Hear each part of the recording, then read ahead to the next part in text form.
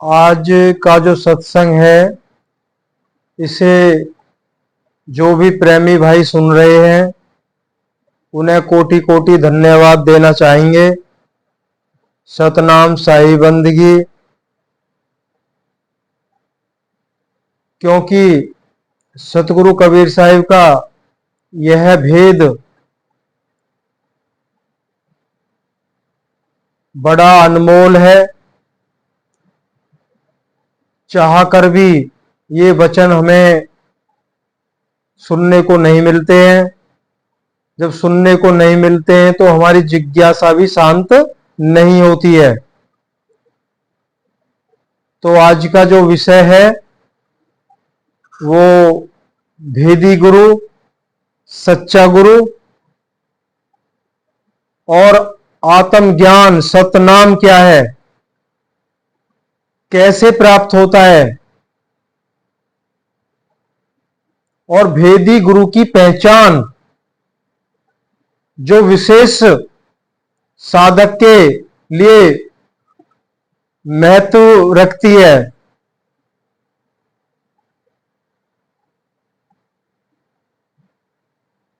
अगर सच्चा गुरु होगा जीवन में तभी तो नैया पार लगेगी।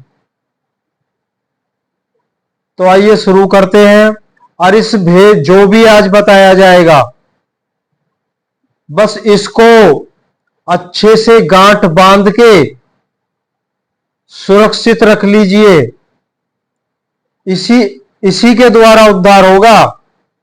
इसके अलावा किसी भी ज्ञान से उद्धार संभव नहीं है। तो सतगुरु कबीर साहिब की वाणी लेते हैं। पहली वाणी में वो क्या बोल रहे हैं?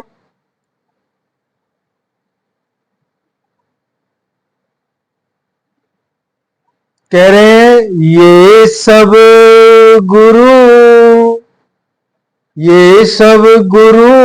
हैं हद के, बेहद के गुरु नाही।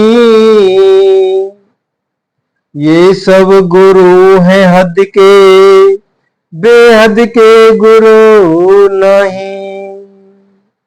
बेहद अपने आप ही उपजे, बेहद अपने आप ही उपजे, अनुभव के घर माही। सतगुरु कबीर साहिब कह रहे हैं ये सब गुरु हैं हद के, बेहद के गुरु नहीं।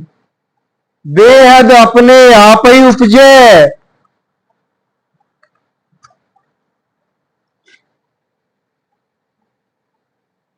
अनुभव के घर माही। तो इसी वाणी में वो रहस्य छुपा हुआ है। पहले भी आप सुन चुके हैं। भेदी सतगुरु कबीर साहिब हैं, उनके अलावा उस भेद को देने वाला कोई भी नहीं है।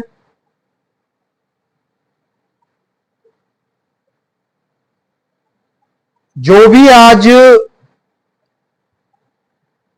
आज तक हमने जो भी सुना है, पढ़ा है, साहिब कह रहे हैं सब बेकार है।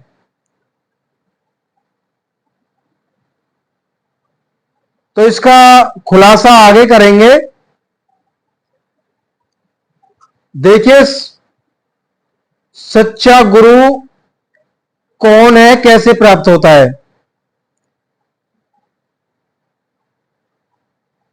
हमारा जो लक्ष्य है, जो आधार, वो क्या है? निस्वरूप की प्राप्ति, जन्म मरण से छुटकारा पाके उस असल घर की प्राप्ति।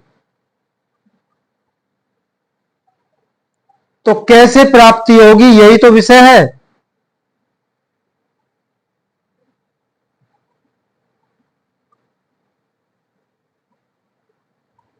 कह रहे हैं अगर भेदी गुरु है, सच्चा गुरु है आपके जीवन में, तो आपको अनुभव होंगे। कह रहे ना ओ बेहद अपने आप ही उपजे अनुभव के घर माही।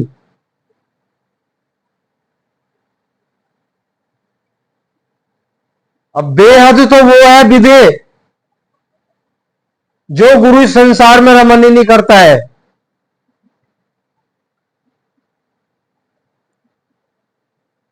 रहे हद ध्यान विधेया।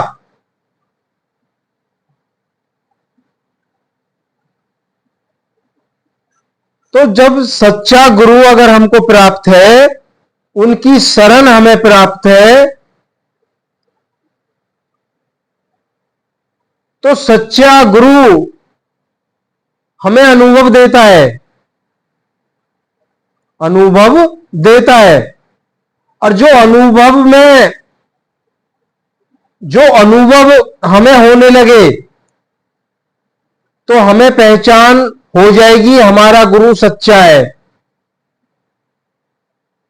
अनुभव स्वरूप में ही गुरु हमारा मार्गदर्शन करता है। मान लो भेदी गुरु 100-200 मील की दूरी पे हमें मिला, एक उदाहरण ले रहे हैं। उन्होंने अपनी शिक्षा दीक्षा जो हमें समझाना था समझा दिया, और हमें हुक्म हुआ आप घर जाके अपना साधना कीजिए। हम कोटि जन्मों से गलतियों पे गलती करे जा रहे हैं, कर्म पे कर्म चढ़ाए जा रहे हैं, तो एक साथ तो हम सुधरने वाले नहीं है। जब हम घर पे भी जैसे पहले थे उसी हिसाब से चलते हैं, अब गुरु बैठा है 200 किलोमीटर दूर, तो गुरु अनुभव के रूप में इस घट में प्रकट होगा, हमें अनुभव दर्शाएगा कि हम गलती कर रहे हैं, कैसे चलना है कैसे नहीं चलना है। यही सत्य है, ऐसा ही होता है, तब हम संभलते हैं।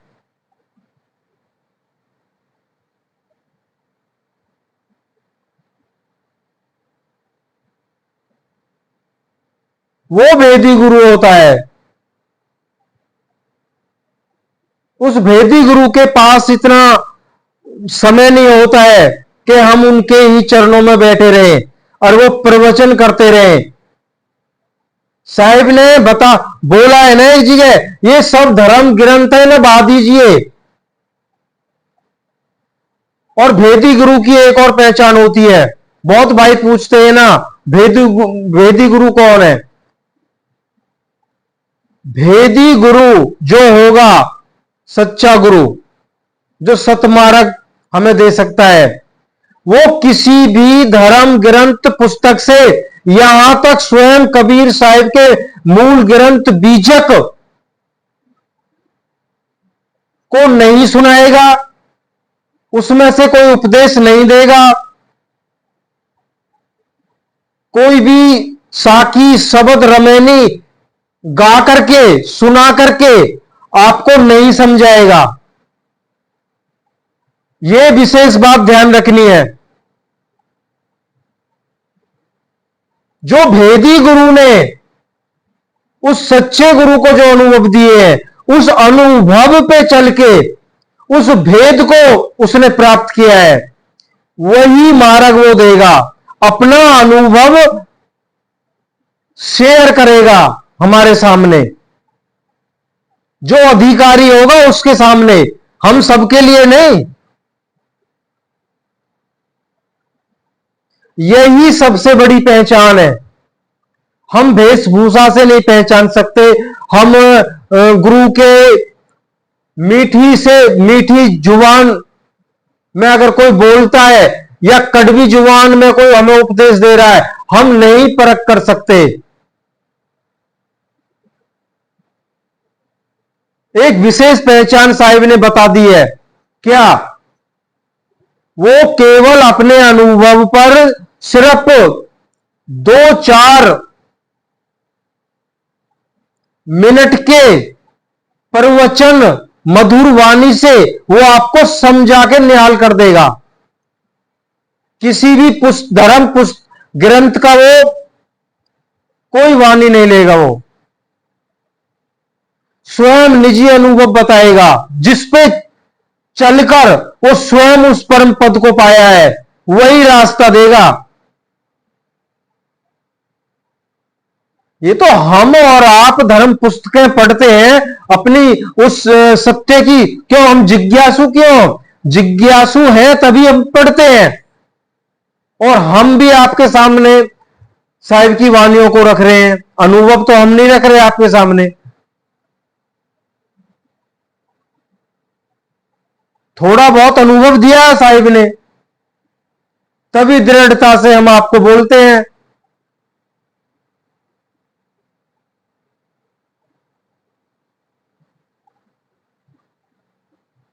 देखिए, अगर हमने पुस्तकों धर्म ग्रंथ पढ़ के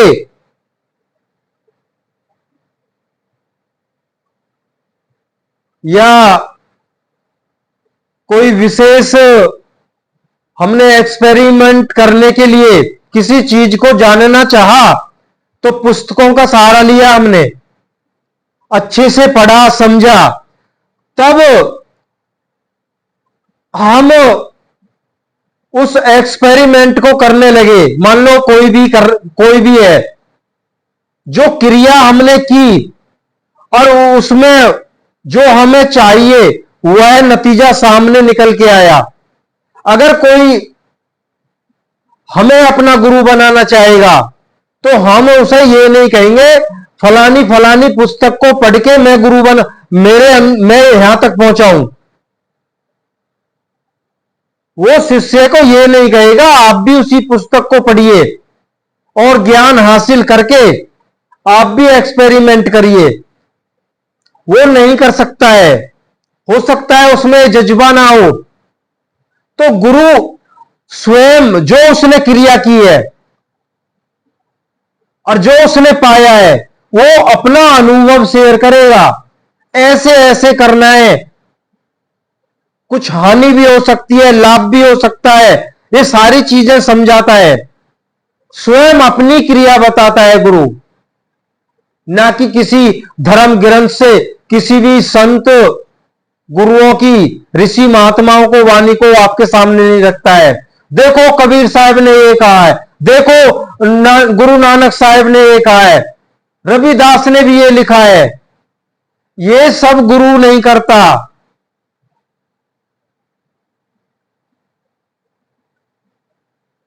ये तो सब माया का बखेड़ा है।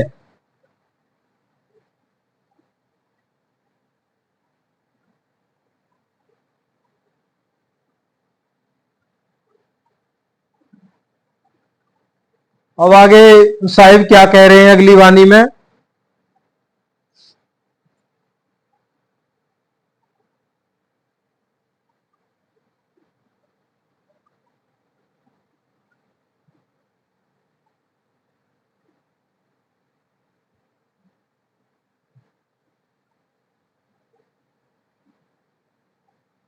हाँ, साहिब ने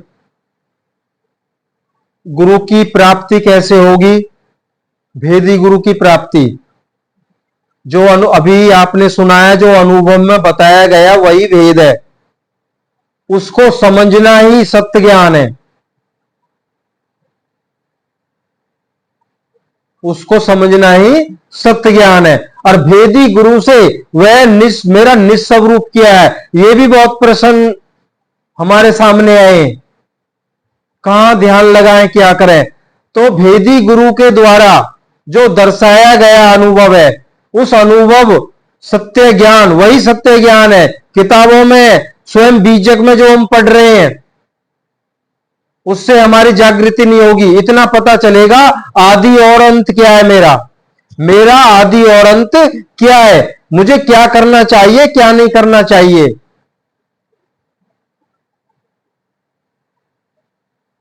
कह रहे साहब खोज ही हो तुरंत मिल जाऊं एक पल की तलाश में। जब ये सब करने से साहिब ने एक दो अनुभव दिए हमें, उस अनुभव के आधार पे हमें अपना मार्ग चलना है। तो आगे आगे मार्गदर्शन होता जाएगा और हमारी गति तेज होती जाएगी। जब पूर्णतया सत्य हमारे रोम रोम में बस जाएगा, तब निस्वरूप की प्राप्ति होती है और उसमें देर नहीं लगती है। खोजी हो तुरंत मिल जाऊं एक पल की तलाश में, ये साहब ने बिल्कुल ही सत्य बताया है। इस पे हमें विश्वास करना चाहिए। एक पल में जब काम होता है, जब वो काम होता है ना, एक पल में होता है। देरी जभी तक है जब तक वो काम नहीं होता।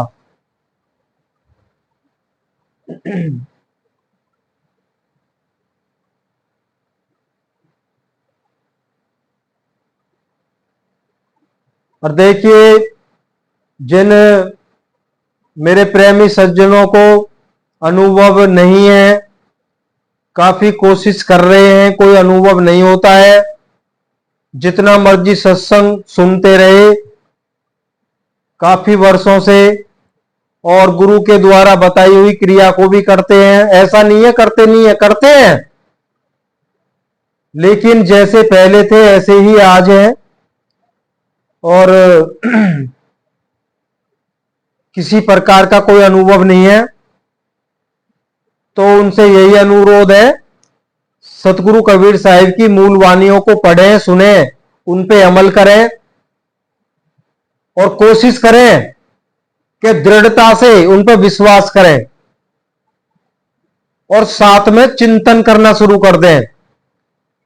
ये गारंटी है, अनुभव होने शुरू हो जाएंगे।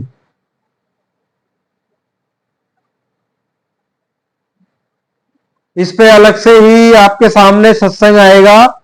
ध्यान कहां लगाना है, कहां ध्यान लगाने की बात की है, तो ऐसे बिरले ही जीव हैं जिनको ये बताया जाएगा कि आपको ध्यान कहां लगाना है।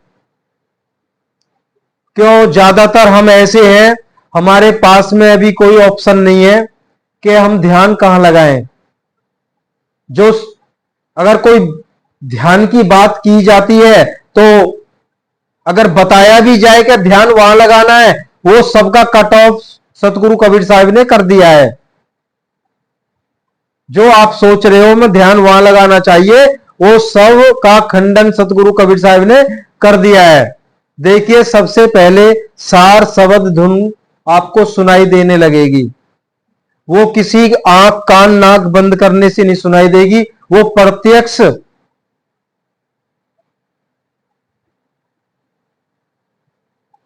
चलते फिरते, खाते पीते, सोते जागते हो, सर्वत्र 24 घंटे आपको सुनाई देनी शुरू हो जाएगी।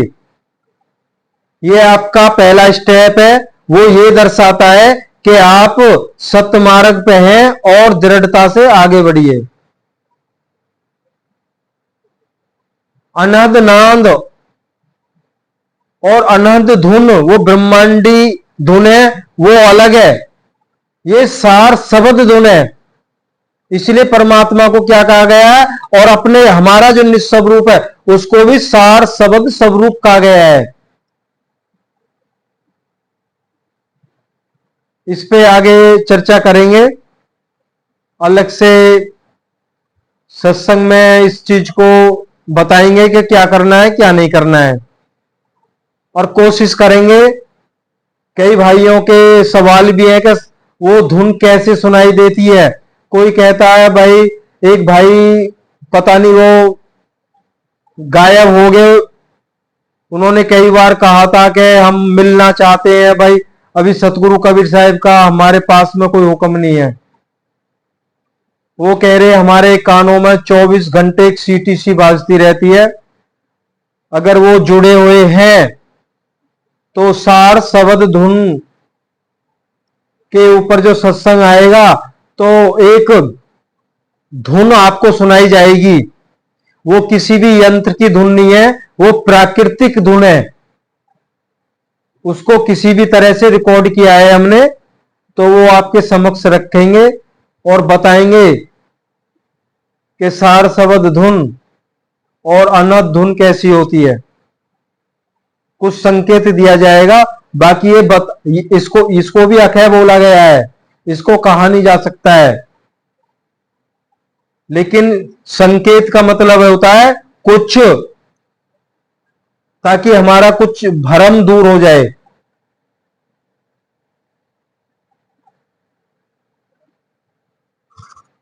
तो सतगुरु कबीर साहब कह रहे हैं जो भेदी गुरु होता है केवल अनुभव की बात करेगा, स्वयं का निज जो अनुभव है उसको आपके समक्ष रखेगा, ना किसी पोथी धर्म ग्रंथ का सहारा नहीं लेगा वो। क्यों ऐसा मान प्रतिष्ठा को बढ़ाने के लिए किया जाता है। वो बहुत गहरी बात बोल दी है गुरुजी ने, तो इतना ऐसा सुंदर वचन, कितनी गहराई है इसमें। अब वो जिस संत की वाणी है वो उसके लिए है, वो जा चुके, वो हमारे मार्गदर्शन के लिए छोड़ के गए हैं, ना कि हम गुरु बन जाए उनकी वाणियों को सुनाते सुनाते। तो साहिब ने आगे कहा है कागद लिखे सो कागदी के व्यवहारी जीव, कागद लिखे सो कागदी के व्यवहारी जीव, आत्म दृष्टि का लिखे जित देखे तित पीव। कह रहे कागज लिखे के कागदी के व्यवहारी जीव, और आत्म दृष्टि क्या लिखे जित देखे तित पीव। अब ये जितना भी आपने अभी तक सुना है, साहिब ने इस साकी में समो दिया है उसको। कह रहे लिखना पढ़ना गुनना ये सब चतुराई छोड़ दो, पढ़ना लिखना गुनना और वाद विवाद में पढ़ना ये सब चतुराई छोड़ दो। भाई ये सब काम तो जगत के व्यवहारी में जो व्यवहार करते हैं वो जीव, ये तो उनका काम है। अपने हिसाब किताब को लिखने के लिए उनको कागजी कहा गया है, वो जीव अपने व्यवहार को कागजों में लिखते हैं, ये तो उनका काम है, ये गुरु का काम थोड़ा ही है। कह रहे आत्म दृष्टि का लिखे जित देखा तित पीव, वो सर्वत्र। अब हो सकता है बात समझ में नहीं आए, अब हमने तो जल्दी से इसलिए बोल दिया क्यों, वो शब्द स्वरूप है क्या, इसका तो साहिब ने परिचय करा रखा है।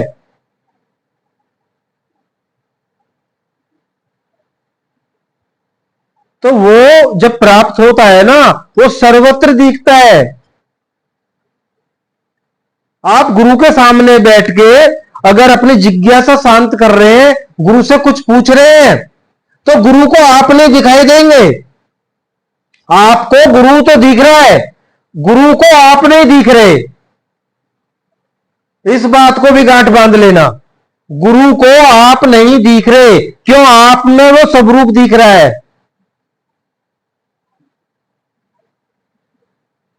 तो क्या मतलब क्या लिखोगे, वो तो सर्वत्र चारों तरफ है।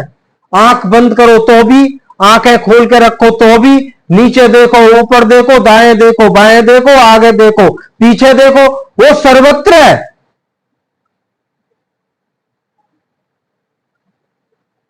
बड़ा दुख होता है इस बात, मतलब अब दुख भी क्या है, जब जानेंगे तब पावेंगे, जब पावेंगे तो तभी उस विषय को आगे रखेंगे।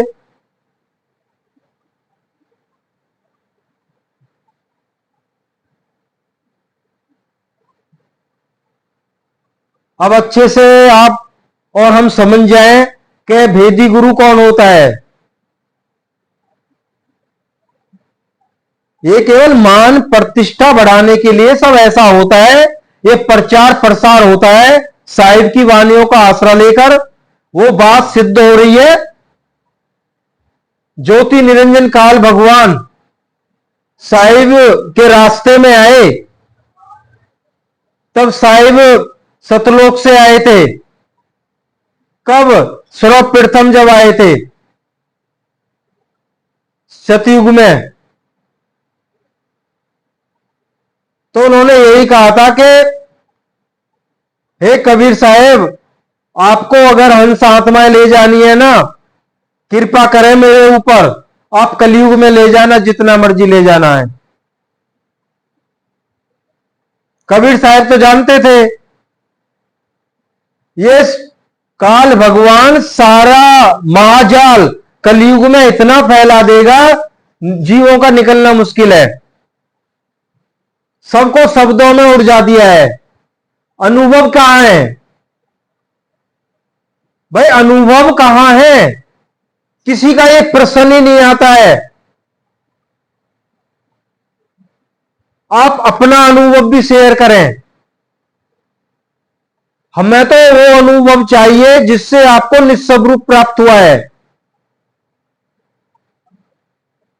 अगर भेदी गुरु होगा, अगर हम अधिकारी हैं, तो जरूर बता देगा।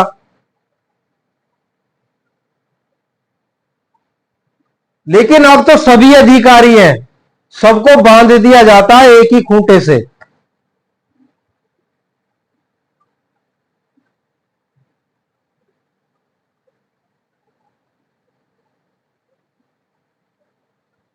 आत्म गुरु, भेदी गुरु, वो तो सर्वव्यापक है, सब कुछ जानता है। हमारे जानने से पहले वो जान लेता है।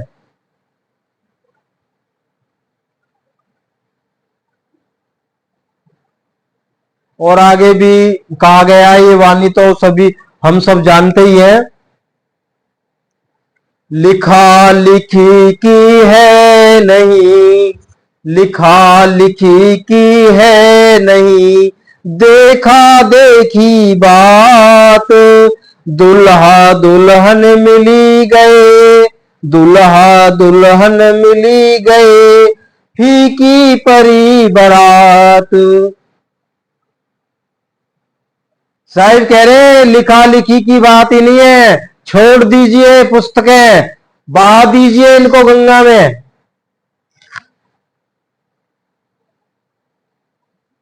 इनसे नहीं मिलूंगा।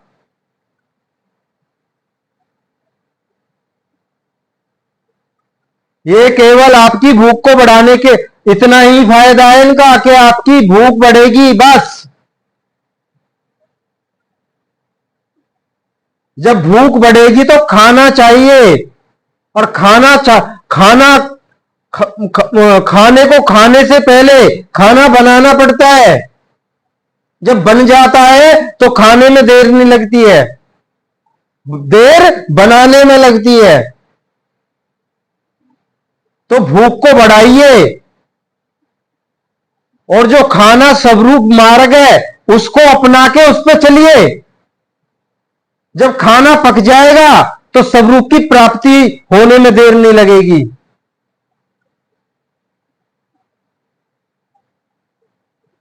कह रहे लिखा लिखी की है नहीं, देखा देखी बात। ये तो देखने की बात है, लिखने पढ़ने सुनने गुनने की बात नहीं है, ये देखने की बात है। दुल्हा दुल्हन मिल गए, फीकी परी बारात। आत्मा परमात्मा का मिलन हो गया, साक्षात्कार हो गया, और जो बारात तो फीकी हो गई। कौन सी बारात? ये दुनिया का झमेला, ये सब फीका हो गया। दुल्हा दुल्हन को मिलना था, वो बात बन गई। इतना तो हम भी महसूस करते हैं। थोड़ा सा बाहरी उदाहरण लेते हैं। अब तो रोज ही बारात है। 25-30 साल पहले तो जब पता लगता था ना वे फलाने की बारात में जाना है, तो नए नए कपड़े पहले ही सिलवा लेते थे। अपना ठाट बाट से सूट बूट पहन के अच्छे से अपना तैयार होके जाते थे। अगर कोई रास्ते में कोई यार दोस्त मिलता था, पूछता था अरे कहां जा रहे हो भाई, तो बड़े उछल के बोलते थे बारात में जा रहे हैं।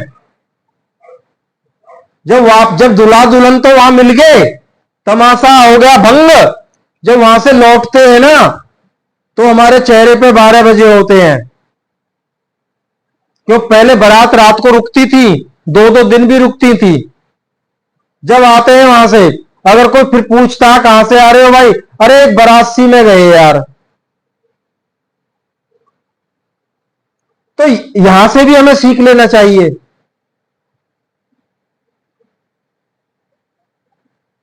सारा खेल है दुल्हा दुल्हन का मिलना।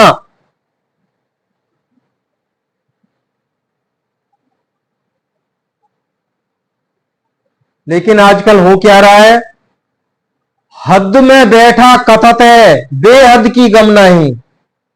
हद में बैठा कथत है, बेहद की गम नहीं। और बेहद की गम होएगी तब कछु कथना नाही। अब जैसे हम कथ रहे हैं, हम भी वही श्रेणी में हैं। अगर मालिक का चिंतन नहीं करते हैं, सतगुरु का चिंतन नहीं करते हैं, उसको याद नहीं रखते हैं, सत्यता को धारण नहीं किया है, तो ये हमारे ऊपर भी ये साहिब की साकी लागू होती है। हद में बैठा कथत है, बेहद की गम नाही।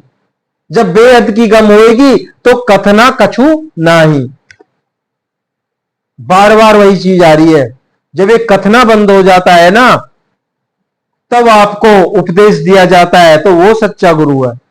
लेकिन कथना जारी रहता है, शिष्य कैसे बढ़ेंगे, मान प्रतिष्ठा कैसे बढ़ेगी। साहब ने बोला है ना, मान बढ़ाई कचौ न राखे, ऐसी जुगत लगावे, कहे कबीरिया गत का जोगी, बहुरी न बब जलावे। कह रहे मान बड़े मुनिवर गले, मान झीनी माया सब तजे, मान तजा ना हो। झीनी मोटी माया सब तजे, मान तजा नहीं जाए। साधक सब कुछ त्याग देगा, मान नहीं तज सकता। उसको तजा ही नहीं जा सकता। क्यों? हम तजना चाहते हैं, वो तज नहीं सकता। सबसे बड़ा कारण क्या है? जो हमने फौज इकट्ठी कर ली है ना, और उस फौज ने हमें कहां बैठा दिया है? सतलोक परमात्मा बनाकर। तो इतने फौज का जो आदर है, वो अंतर ही रहेगा हमारे, नहीं निकल सकता। तो सच्चा गुरु तो इस आदर से बहुत दूर रहता है। भाई मेरा आदर आप कर रहे हो तो अपने तक सीमित रखिए, मुझे आपका आदर भाव नहीं चाहिए। मान, कह रहे मान तजना बहुत मुश्किल है। जो मान को तजता है वो दोबारा इस भवसागर में नहीं आता है। कहे कबीरिया गत का जोगी, बहुरी न भव जलावे। पर बात समझ में आती ही नहीं है। या तो यूं समझ ले, अटपट ज्ञान कबीर का, झटपट लगा ना जाए। जो झटपट लगे सभी खटपट मिट जाए। तो इस स्थिति में आना होगा हमें। सब कुछ खट तुरंत करना है, लखना भी है और छोड़ना भी है, तब बात बनेगी।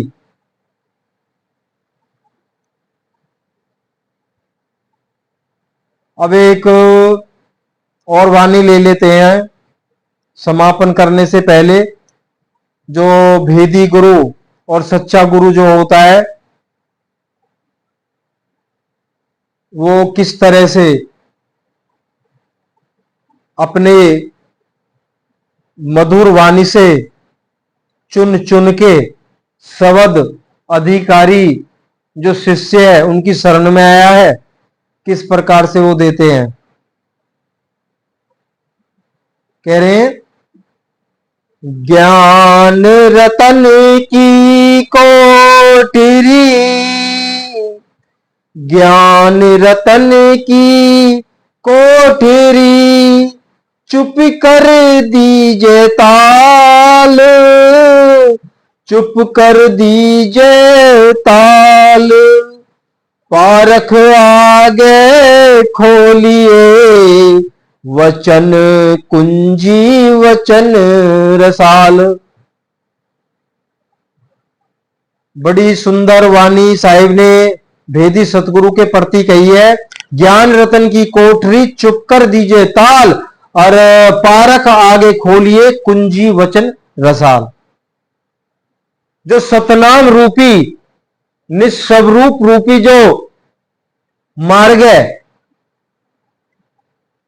ये तो बड़ा सौभाग्य हम अपना मानते हैं। इसी ज्ञान को सतगुरु कबीर साहिब ने किसी बिरले अधिकारी जिज्ञासु प्रेमी भाई के आगे खोलने की बात की है, लेकिन आज तो हम सभी सुन रहे हैं। ये भी सतगुरु कबीर साहिब की कृपा है, लेकिन ये है अधिकारी के लिए। इस ज्ञान का समावेश अधिकारी के अंतर में ही होगा, और वो तब होता है जब उस अधिकारी कौन होता है? जो अनुरागी होता है, जो दिन रात चिंतन करता है परमात्मा से मिलने के लिए, तो सतगुरु उस पर दया करते हैं। कह रहे ज्ञान रतन की कोठरी चुपके दीजिए ताल, चुपके, किसी को महक ना आ जाए। तो जो भेदी गुरु होता है बड़े चुप से, बड़े मीठे रस भरे वचनों से शिष्य को समझाता है।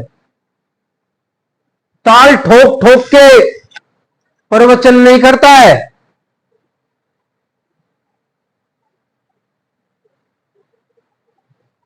जो चाबी है, ज्ञान रूपी चाबी,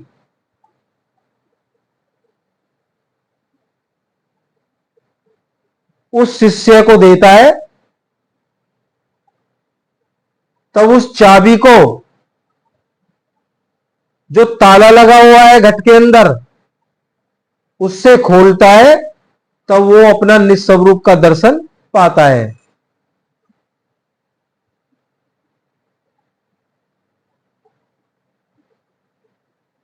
और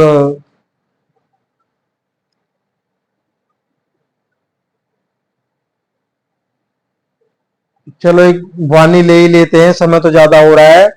नाम भजो मन बसी करो, यही बात है तंत, काहे को पड़ी पड़ी मरे, को तिन ज्ञान गिरंत। देखो यहां पे भेदी गुरु को भी संकेत किया है, और जो वाचक ज्ञानी हैं, जो गुरु हैं, उनको भी संकेत किया है। कह रहे नाम भजो मन वश करो, बस इसी बात में उस तत्व की प्राप्ति होनी है, इसके अलावा कुछ है ही नहीं। कह रहे काहे को पड़ी पड़ी पच मरे, कोटिन ज्ञान ग्रंथ। हमारी तरह नाना प्रकार के ग्रंथों को पढ़ते हैं, उनमें कटाई छटाई करते हैं।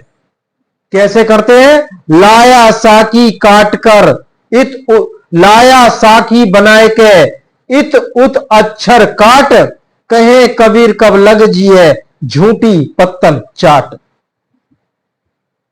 ज्यादातर तो ऐसा ही हो रहा है। अच्छी अच्छी वाणियों का संग्रह कर रहे हैं, ताकि बड़े जोर शोर से माइक से शिष्यों के सामने बोले, और शिष्य बस फूले ना समाए। वाह गुरुजी, कितना अच्छा प्रवचन दिया है, कितना अच्छा मुक्ति का मार्ग समझाया है। लेकिन सतगुरु कबीर साहिब ने एक ही बात में खंडन कर दिया है। काहे को पड़ी पड़ी मरे, कोटिन ज्ञान ग्रंथ। तो मेरे भाइयों, प्रेमी सज्जनों, देखिए शरीर किसी का दिया हुआ नहीं है। ये सतगुरु की कृपा से बड़े भाग थे हमारे, तब प्राप्त हुआ है। इसको ऐसे ही व्यर्थ मत जाने दो। हमें डरना किससे है? हमें सतगुरु से गुहार लगानी है। सतगुरु कैसे हमें दूसरे के हाथों में सौंप देंगे, इस बात को हमें अपने अंदर बिठा लेना चाहिए। हमें डरना किससे है? जहां भरम ही दूर नहीं हो रहा, जहां दुविधा ही नहीं जा रही है, तो छोड़ दीजिए ना उस रास्ते को।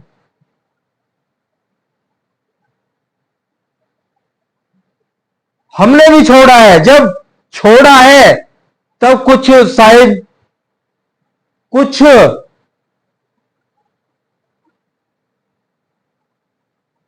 सतनाम साहिब बंदगी।